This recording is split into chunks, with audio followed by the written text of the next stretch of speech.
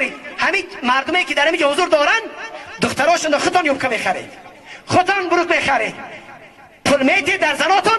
من نمیدون امروز ما با کدام لفظی باشه میفهمونم، لکن امروز مردی تاجیک درونش پر است فسق و فجور شده است، عقیده کفری شده است.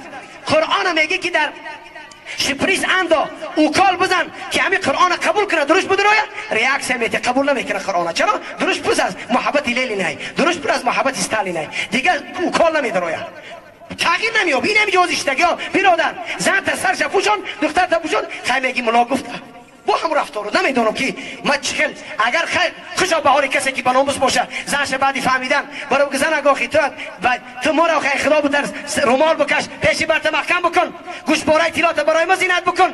دختر تو بگو دختر جان تو گوشباره اندا پکا شوهر میکنی، قدی شوهر در پیش شوهر زینت بکن.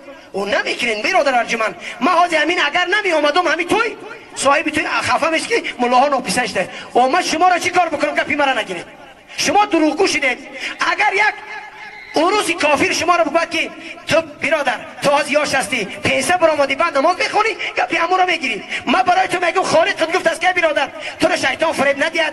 تو آرزوی بسیار داری که خانه دیتجا بسازم، من مکسیما بگیرم، جی بگیرم، خانه قبرستان اندازم. میگم برادر تو قبر فراموش کردی، قبرستانم یوریموش فراموش کردی. تو برای خانه یوریمون ای دوبه استا میاری، برای قبرستانت استا نداری. میگم برادر جوان عزیز میموری یک روز به نماز در پیش جواب میگه، میگه خیلی ملا میگه چیکار کنم برای تو؟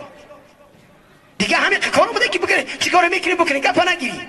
یک کسی که وقتی دوست داشتی فریاد کردی و گپش باید بگیری، گپش که نگیری چرا فریاد میکنی اون؟ چرا یک ساعت بکن؟ من چند کس درس میگفتم، چند کس صحبت میکردم مخلص قدی و تو مرا که فریاد کردی گپ بگیری، من قدی صحبت بکنم نگیری من چیکار بکنم؟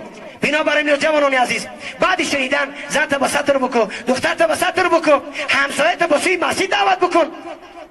همسایت بگو برادر تو مسلمان هستی، چرا در خانه ما را یهودی تق میکنم؟ چرا حزب تحریر کافرین در بدر خانه میگردن؟ چرا ما مسلمان ها همسایه ما به سوی مسجد دعوت نکنیم؟